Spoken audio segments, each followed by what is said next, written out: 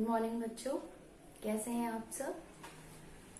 उम्मीद करती हूँ कि आप सब अच्छे होंगे और जितने भी क्लासेस हमने 2 क्लासेस इससे पहले करे हैं, आपको जो भी पढ़ाया है वो समझ में आया होगा। पिछली क्लास में मैंने कुछ एक क्वेश्चन पूछा था कि why in spite of having direction electric current is a scalar quantity, why does not it is a vector quantity. यानी विद्युत धारा एक अदिश राशि क्यों होती है जबकि उसमें दिशा भी होती है और परिमाण भी होता है। तो बहुत से बच्चों ने उसका आंसर कमेंट में दिया है and I am very happy. I would like to take their name. Palak Rai, Sindhuja Pathak and Alpana Yadav are few of them students who have answered it correctly। तो सबसे पहले हम लोगों ने क्लास 2 में पढ़ा था उसे एक बार फिर से रिवाइज कर लेते हैं। हम लोगों ने क्लास 2 में डिस्कस किया था why metals are good conductors of electricity. हमने ये देखा था कि मेटल्स में क्या होते हैं, नंबर ऑफ फ्री इलेक्ट्रॉन्स होते हैं। वो इलेक्ट्रॉन्स जो अपनी ऑर्बिट को छोड़ चुके होते हैं उनको बोलते हैं free electrons and these free electron are responsible for the conduction of current. Charge जब मूव करता है, whenever charge moves it produces current. तो हमने देखा था कि metals are good conductors of electricity क्योंकि उसमें नंबर ऑफ फ्री इलेक्ट्रॉन्स होते हैं। फिर हम लोगों ने डिस्कस किया था इलेक्ट्रिक करंट के बारे में। इलेक्ट्रिक करंट क्या होती है?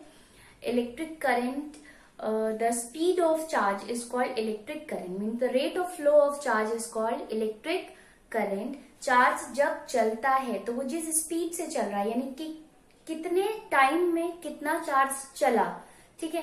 सो टाइम के साथ चार्ज जब चल रहा है तो कितने कम टाइम में कितना ज्यादा चार्ज चला, that will give you the intensity of electric current और यू कैन से विद्युत धारा, सिंपली इलेक्ट्रिक करंट।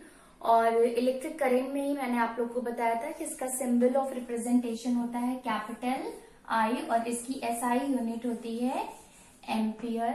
एक और चीज हम लोगों ने डिस्कस करी थी कि since it is current is produced because of the motion of electrons and electrons moves from negative to positive, but we have taken direction of current as positive to negative and such current which is assumed, it is assumed that current is the motion from positive to negative, धनात्मक से ऋणात्मक की तरफ। so that is called conventional current, ठीक है। Conventional current means assumed current, और ऐसा इसलिए था क्योंकि जब करंट का इन्वेंशन हुआ था उस वक्त पहले इलेक्ट्रॉन का इन्वेंशन नहीं हुआ था। तो ये माना गया था कि पॉजिटिव चार्ज के मूवमेंट को ही करंट का डायरेक्शन, मतलब वही रिस्पॉन्सिबल थे। Because of the motion of positive charge it is responsible for the production of current. तो उस वक्त डायरेक्शन पॉजिटिव टू नेगेटिव लिया गया था और वही हमने बाद में उसको चेंज नहीं किया है। इसी को conventional direction of electric current बोलते हैं। करंट स्केलर क्वांटिटी क्यों है, इसका बहुत इजी सा एक आपका एक्सप्लेनेशन है। क्योंकि करंट वेक्टर लॉस को फॉलो नहीं करती है। वेक्टर लॉस को फॉलो करने का मतलब होता है कि अगर एक वेक्टर मान लीजिए इस डायरेक्शन में जा रहा है और एक वेक्टर इस डायरेक्शन में जा रहा है तो हम हमेशा उसका डायरेक्शन लेते हैं। One will assume to be plus and another will be assume to be minus. तो अगर एक वेक्टर ऐसे चल रहा है तो हम इसे बोलेंगे वेक्टर ए, ठीक है। और अगर एक वेक्टर ऐसे चल रहा है तो हम इसे बोलेंगे वेक्टर माइनस बी, क्योंकि दोनों का डायरेक्शन क्या है, अपोजिट है। लेकिन करंट में ऐसा नहीं होता है। इसी वजह से जब दो वायर, मान लीजिए इसमें 2 एम्पियर की करंट फ्लो कर रही है और इसमें 3 एम्पियर की करंट फ्लो कर रही है और हम दोनों वायर्स को अगर जोड़ दें तो total current will be 5 ampere. Means the sum of the current is the algebraic sum, not the vector sum। जबकि वेक्टर के अकॉर्डिंग a माइनस बी होना चाहिए क्योंकि दोनों अपोजिट डायरेक्शन से आ रही हैं। तो करंट जो होती है वो वेक्टर लॉज फॉलो नहीं करती। वेक्टर लॉज ऑफ एडिशन उनके बीच के एंगल पे भी डिपेंड नहीं करता है। इसीलिए करंट को स्केलर क्वांटिटी या अदिश राशि माना गया है। और करंट जो है वो आपकी एक एक्सेप्शनल है कि in spite of having direction it is assumed to be scalar quantity, it is exceptions and we know that exceptions do always exist. तो that is all we have discussed about current, and we discussed that current is measured by ammeter whose symbol is this. Then we have discussed about potential difference. What is potential difference? Potential difference is the difference between polarity of negative and plus. We have discussed that in metals there are number of free electron. So ये एक आपका conductor है metallic, और इसमें क्या है, free electrons है. ये मेटल्स, अगर ये कॉपर वायर है तो कॉपर के एटम्स है और फ्री इलेक्ट्रॉन्स है. जब इस वायर को हम एक सेल से कनेक्ट करते हैं तो क्या होता है, ये जंक्शन प्लस और ये माइनस, माइनस माइनस रिपल्शन होता है और इलेक्ट्रॉन इस डायरेक्शन में मूव करता है. तो जब इलेक्ट्रॉन को एक स्पेसिफिक डायरेक्शन मिल जाता है तो वो क्या प्रोड्यूस करता है, इट प्रोड्यूसेस करंट. तो ये जो सेल का पोटेंशियल डिफरेंस होता है इसी को बोलते हैं पोटेंशियल डिफरेंस. पोटेंशियल डिफरेंस क्या होता है, यानी कि जो सेल अपनी एनर्जी यूज करती है इस इलेक्ट्रॉन को मूव कराने में, ठीक है, वो कहलाता है पोटेंशियल डिफरेंस, और energy is equal to work. Okay, so potential difference is equal to W upon Q, यानी कि यूनिट चार्ज को एक पॉइंट से दूसरे पॉइंट में मूव कराने में सेल ने कितना वर्क डन किया है, that is called the potential difference. इसकी SI यूनिट होती है वोल्ट, और ये जूल में होता है और ये कूलम में होता है. और हम लोगों ने पोटेंशियल डिफरेंस के बारे में डिस्कस किया था कि इसको जिस डिवाइस से मेजर करते हैं उसे वोल्ट मीटर कहते हैं. वोल्ट मीटर को हमेशा पैरेलल में कनेक्ट करते हैं, जबकि एमीटर को सीरीज में कनेक्ट करते हैं. That is these are the things we have discussed in the last class. आज हम डिस्कस करेंगे थर्ड पैरामीटर के बारे में इलेक्ट्रिसिटी के, जो पहला था हमारा चार्ज, दूसरा इलेक्ट्रिक करंट, तीसरा इलेक्ट्रिक पोटेंशियल डिफरेंस, और आज चौथा हम डिस्कस करेंगे इलेक्ट्रिकल रेजिस्टेंस. तो पहले हमने ये डिस्कस किया था कि करंट जो है वो पोटेंशियल डिफरेंस पे डिपेंड करती है.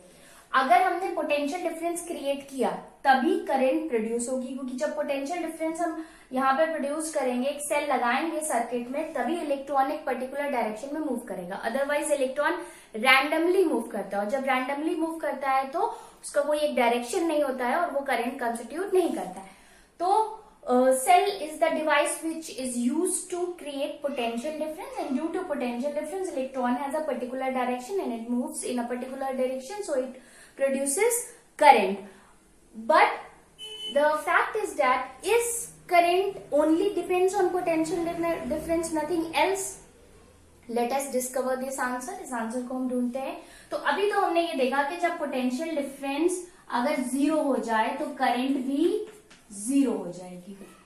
हमने देखा अगर हम पोटेंशियल डिफरेंस को बढ़ा देते हैं, इसी सर्किट में एक सेल और लगाते हैं, ठीक है, तो पोटेंशियल डिफरेंस क्या होगा, बढ़ जाएगा. तो इलेक्ट्रॉन और स्पीड से मूव करेगा, तो इलेक्ट्रॉन की स्पीड बढ़ी यानी कि करंट बढ़ गई. तो अगर हमने पोटेंशियल डिफरेंस बढ़ाया तो करंट भी बढ़ जाएगी. अगर हमने पोटेंशियल डिफरेंस कम कर दिया तो करंट भी कम हो जाएगी. यानी कि हम कह सकते हैं कि potential difference is directly proportional to the current. We can say that potential difference is directly proportional to the current. यानी हम कहेंगे विभवांतर विद्युत धारा के समानुपाती होता है.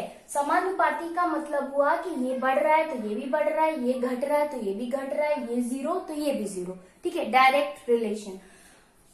यहां पर जब हम इस कांस्टेंट, इस प्रोपोर्शनैलिटी के सिंबल को हटा के इज इक्वल टू का सिंबल लगाते हैं तो एक कांस्टेंट ऑफ प्रोपोर्शनैलिटी आ जाता है, और इस कांस्टेंट ऑफ प्रोपोर्शनैलिटी को यानी नियतांक को बोलते हैं रेजिस्टेंस ऑफ अ कंडक्टर. ये किसकी प्रॉपर्टी है, ये कंडक्टर की प्रॉपर्टी है. रेजिस्टेंस को क्या बोलते हैं, प्रतिरोध. यही है आपका चौथा पैरामीटर, रेजिस्टेंस, जो कि किसकी प्रॉपर्टी है, कंडक्टर की प्रॉपर्टी है। वो कंडक्टर जिसमें करंट फ्लो कर रही है, यानी कि current does not only depends on potential difference but also depends on a conductor in which it flows. अब रेजिस्टेंस होता क्या है, रेजिस्टेंस की यूनिट क्या होती है, इसको मेजर किस डिवाइस से करते हैं, इसके बारे में अब हम डिस्कस करें। रेजिस्टेंस यानी कि प्रतिरोध क्या होता है। हमने देखा रेजिस्टेंस क्या होता है, कंडक्टर की प्रॉपर्टी है। कंडक्टर चाहता नहीं है कि करंट उसमें फ्लो करे, वो रेजिस्ट करने का मतलब अपोज करना, रोकना, ठीक है।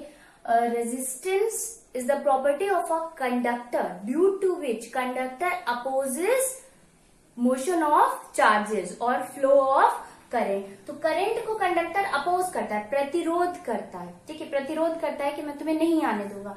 तो ये रेजिस्टेंस होता क्या है, इस रेजिस्टेंस को R से रिप्रेजेंट करते हैं। और अभी जो हमने फॉर्मूला देखा था V is equal to I R, अगर हम यहां से देखें तो R is equal to V upon आई।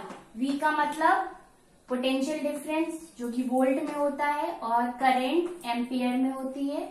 तो रेजिस्टेंस की यूनिट वोल्ट पर एम्पियर या इसे ओम भी बोलते हैं और इस सिंबल से रिप्रेजेंट करते हैं।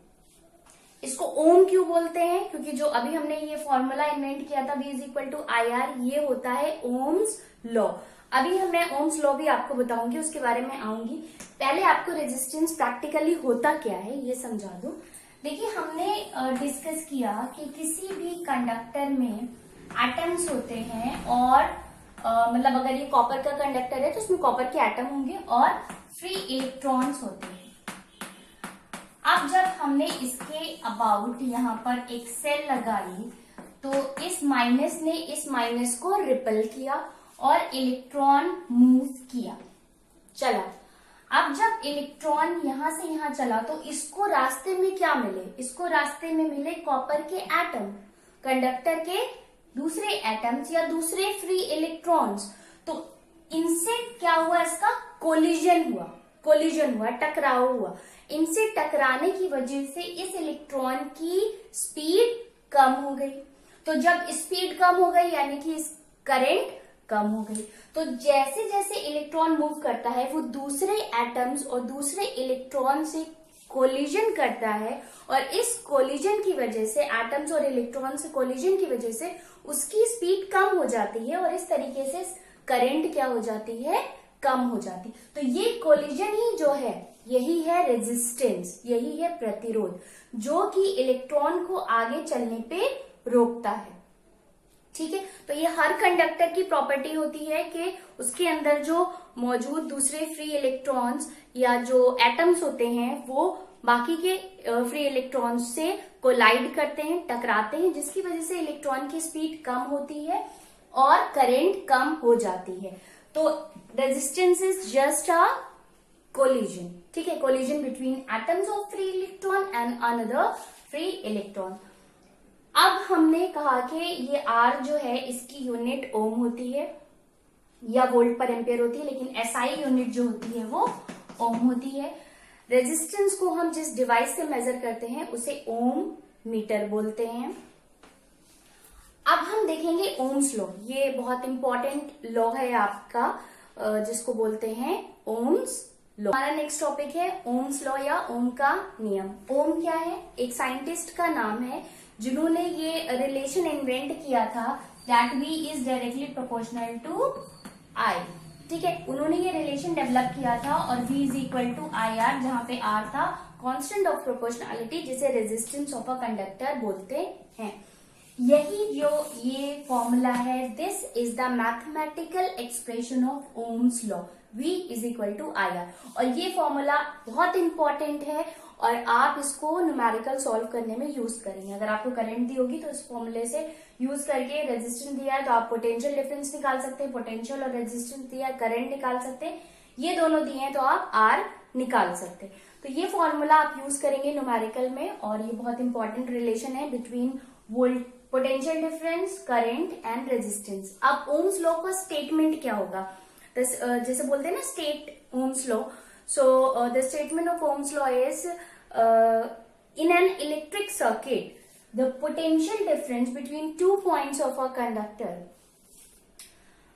is directly proportional to the current provided that temperature should be constant। यानी किसी विद्युत परिपथ में दो बिंदुओं के बीच का विभवांतर उसमें बहने वाली विद्युत धारा के समानुपाती होता है, लेकिन परंतु उस परिपथ का जो तापमान है, जो टेम्परेचर है, वो कांस्टेंट होना चाहिए। टेम्परेचर चेंज नहीं होना चाहिए। क्यों चेंज नहीं होना चाहिए? क्योंकि अगर टेम्परेचर बदलेगा तो रेजिस्टेंस बदल जाता है, और रेजिस्टेंस बदलेगा तो करंट भी बदल जाएगी। तो जब करंट बदल जाएगी तो वो उसके प्रोपोर्शनल में नहीं रहेगी। तो क्योंकि जो आपका रेजिस्टेंस होता है वो टेम्परेचर के डायरेक्टली प्रोपोर्शनल होता है। और आपने केमिस्ट्री में पढ़ा भी होगा कि टेम्परेचर के बढ़ने से क्या होता है, कंडक्शन पे असर पड़ता है, इलेक्ट्रॉन्स की एनर्जी बढ़ जाती है, और वो ऐसा भी कभी कभी हो जाता है कि वो अपनी ऑर्बिट को छोड़ के और फ्री इलेक्ट्रॉन हो सकते हैं। तो रेजिस्टेंस वो टेम्परेचर सर्किट का कांस्टेंट होना चाहिए। So statement of Ohm's law will be in an electrical circuit the potential difference between two ends of a conductor is directly proportional to the current flowing in the circuit provided that temperature should remain constant and this law gives formula V is equal to IR where R is called resistance of a conductor। अब जब ओम ने, scientist ने इस law को दिया तो उन्होंने ये रेजिस्टेंस जो नाम दिया इस आर को, उन्होंने ही इन्वेंट किया, तो इसकी यूनिट उन्हीं के नाम पर ओम है। ठीक है, रेजिस्टेंस की यूनिट, प्रतिरोध की यूनिट उन्हीं के नाम के ऊपर रखी गई ओम। जैसे कि न्यूटन ने फोर्स को डेवलप किया था तो फोर्स की यूनिट न्यूटन के नाम पे है।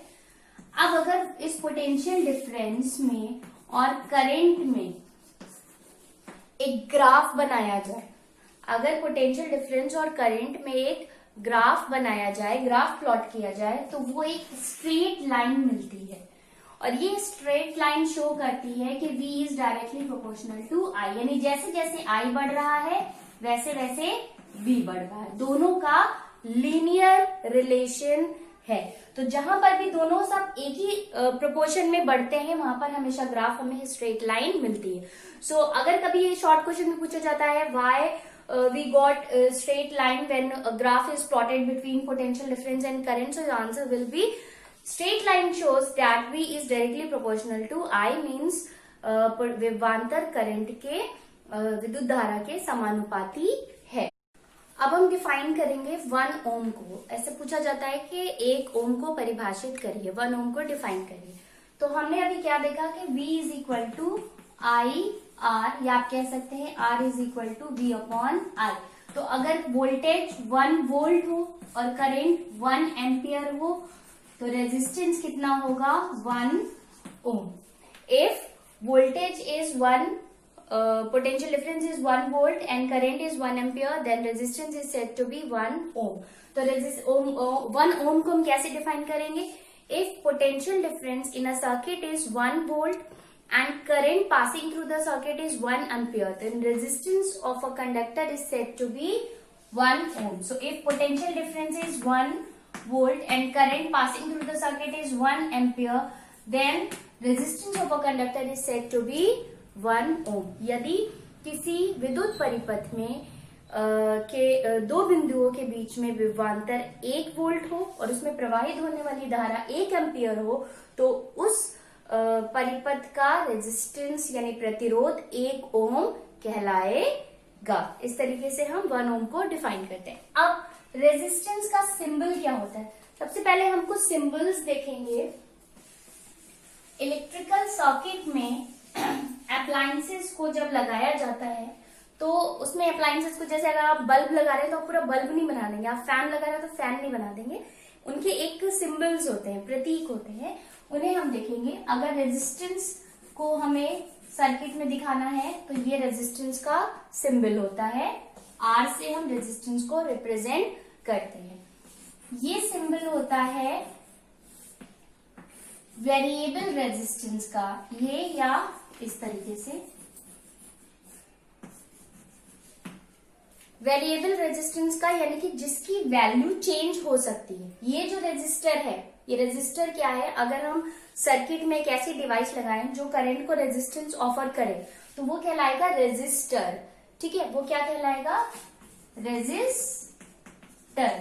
रेजिस्टर क्या होता है, रेजिस्टर वो डिवाइस होती है जो सर्किट में हम लगाते हैं करंट को रेजिस्टेंस करने के लिए, करंट को रेजिस्टेंस देने के लिए, अपोज करने के लिए।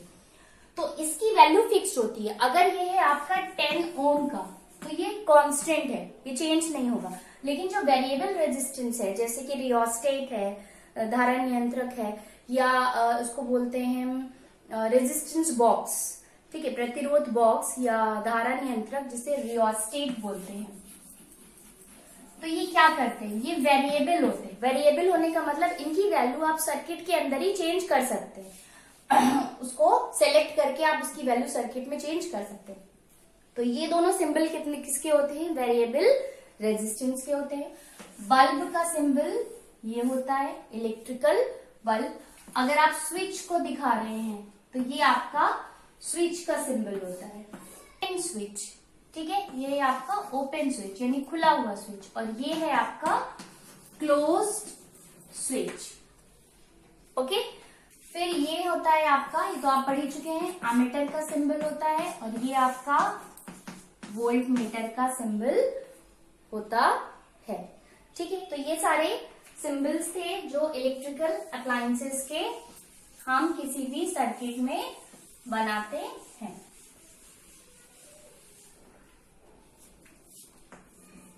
अब हम डिस्कस करेंगे कि किसी भी वायर का जो रेजिस्टेंस होता है, कंडक्टर का रेजिस्टेंस होता है, वो किस पे डिपेंड करता है। रेजिस्टेंस डिपेंड्स ऑन व्हाट, प्रतिरोध किस पे निर्भर करता है, प्रतिरोध किस पे डिपेंड करता है। तो सबसे पहले हम एक कंडक्टर सपोज करते हैं, ये कंडक्टर है, इसमें एटम्स हैं और फ्री इलेक्ट्रॉन्स हैं। ठीक है, अब आप इसी चौड़ान का लेकिन इससे लंबा दूसरा एक कंडक्टर ले लीजिए। इसका हमें ये जो क्रॉस सेक्शन होता है ना, इसका एरिया है ए। जैसे ये है आपका, ये मान लीजिए आपका वायर है, तार है, तो ये उसकी लंबाई हो जाएगी। और ये जो यहाँ पे, क्योंकि वायर गोल होता है ना, सर्कुलर होता है, तो ये जो चीज होती है इसे बोलते हैं एरिया ऑफ क्रॉस सेक्शन, अनुप्रस्थ क्षेत्रफल, अनुप्रस्थ काट का क्षेत्रफल। तो एरिया ऑफ क्रॉस सेक्शन दोनों का सेम है, यानी दोनों की चौड़ान सेम है, लेकिन दोनों की लेंथ अलग अलग है, एक कम है एक ज्यादा है। तो क्या होगा, देखिए जब आप वायर लेते हो, जब हम वायर की बात करते हैं तो वायर में हमें दो ही चीज तो पता होती है। कौन सी दो चीजें पता होती हैं, एक उसकी लंबाई पता होती है और एक उसकी चौड़ाई पता होती है, यानी एक उसका एरिया पता होता है और दूसरी उसकी लेंथ पता होती है। तो हमें यही लगता है कि रेजिस्टेंस दो चीजों पे डिपेंड करता है, लेंथ पे और एरिया ऑफ क्रॉस सेक्शन पे। अब कैसे डिपेंड करता है ये हम देखते हैं, और आगे देखेंगे क्या सिर्फ इन्हीं दो चीजों पे डिपेंड करता है या और किसी चीज पे भी डिपेंड करता है। तो देखिए ये वायर छोटा है, ये वायर लंबा है। अब रेजिस्टेंस का मतलब मैंने आपको क्या बताया था, इलेक्ट्रॉन को मिलने वाला कोलिजन, किससे, दूसरे एटम या दूसरे फ्री इलेक्ट्रॉन से। तो आप बताएं कि इसमें नंबर ऑफ एटम ज्यादा है कि इसमें नंबर ऑफ एटम ज्यादा है, इसमें फ्री इलेक्ट्रॉन ज्यादा है कि इसमें फ्री इलेक्ट्रॉन ज्यादा है, किसमें फ्री इलेक्ट्रॉन ज्यादा है, आप कहेंगे इसमें, आप कहेंगे एटम्स भी इसी में ज्यादा है। तो इसमें जब एटम्स ज्यादा हैं और नंबर ऑफ फ्री इलेक्ट्रॉन ज्यादा हैं और इसमें कम है, इसके कंपेयर, इससे अगर हम कंपेयर करें तो इसमें कम है इलेक्ट्रॉन्स भी और एटम्स भी, यानी कि इसमें इस इलेक्ट्रॉन को जो यहां से यहां चलेगा, पहले इससे टकराएगा फिर इससे टकराएगा, इस तरीके से इसको नंबर ऑफ कोलिजन्स क्या मिलेंगे, ज्यादा मिलेंगे एज कंपेयर टू दिस। ठीक है, यानी लेंथ बढ़ी तो रेजिस्टेंस यानी कि कोलिजन्स भी बढ़ गए। ओके, और लेंथ अगर कम है तो इसके कंपैरिजन में कम कोलिजन मिले, तो लेंथ अगर कम है तो रेजिस्टेंस भी कम होगा। तो जब एक क्वांटिटी बढ़ती है उसके साथ दूसरी क्वांटिटी भी बढ़ती है, एक कम होती है उसके साथ दूसरी भी कम होती है, तो इसको क्या बोलते हैं? इसको बोलते हैं डायरेक्ट रिलेशन। हम कहेंगे कि resistance of a wire is directly proportional to length. Okay, तो हमें एक रिलेशन मिल गया कि resistance of a wire is directly proportional to the length. अब हम दूसरा केस डिस्कस करते हैं जिसमें हम क्या करेंगे, दोनों की लेंथ सेम लेंगे। अभी हमने एरिया सेम लिया था, अब हम दोनों की लेंथ सेम लेंगे और एरिया डिफरेंट लेंगे। ठीक है, तो इसका एरिया अगर A1 है, इसका एरिया A2 है, लेकिन दोनों की लेंथ क्या है? सेम है। तो अब क्या होगा?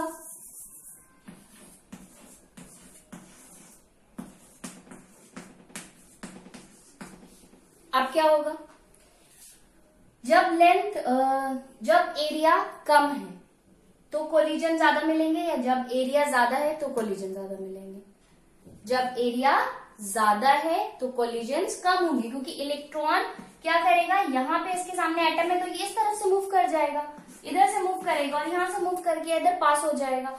लेकिन जब एरिया कम है तो इलेक्ट्रॉन को कोई फ्री स्पेस ही नहीं मिल रहा है चलने के लिए, उसे तो टकराना ही है, चाहे इससे चाहे इससे। यानी कि जब एरिया कम होगा तो रेजिस्टेंस ज्यादा होगा, क्योंकि कोलिजन ज्यादा होंगे, इलेक्ट्रॉन को कहीं पे भी फ्री पाथ नहीं मिलेगा बीच में से निकल जाने का। क्या होता है, जब हम रोड पे चलते हैं और अगर मान लीजिए आपको सामने खड्डा मिल गया तो आप क्या करते हैं? उसके ऊपर जंप नहीं करते हैं ना, आप चूज करते हैं कि कहाँ पे पाथ रास्ता सही है, और आप हमेशा सीधे रास्ते से, मतलब सही रास्ते से जाते हैं। उसी तरीके से इलेक्ट्रॉन जब चलता है तो वो लो रेजिस्टेंस पाथ को चूज करता है, जहां पर उसे टकराना ना पड़े। लेकिन जब रास्ता होगा तभी तो वो चूज करेगा, जब रास्ता ही नहीं होगा तो उसे तो टकराना ही है। तो जब एरिया ज्यादा होता है तो रेजिस्टेंस कम होता है, और जब एरिया कम होता है तो रेजिस्टेंस ज्यादा होता है। तो एक बढ़ रहा है तो दूसरा घट रहा है, एक घट रहा है तो दूसरा बढ़ रहा है। इस तरीके के रिलेशन को क्या बोलते हैं? इनवर्सली प्रोपोर्शनल, यानी कि रेजिस्टेंस एरिया के इनवर्सली प्रोपोर्शनल होता है।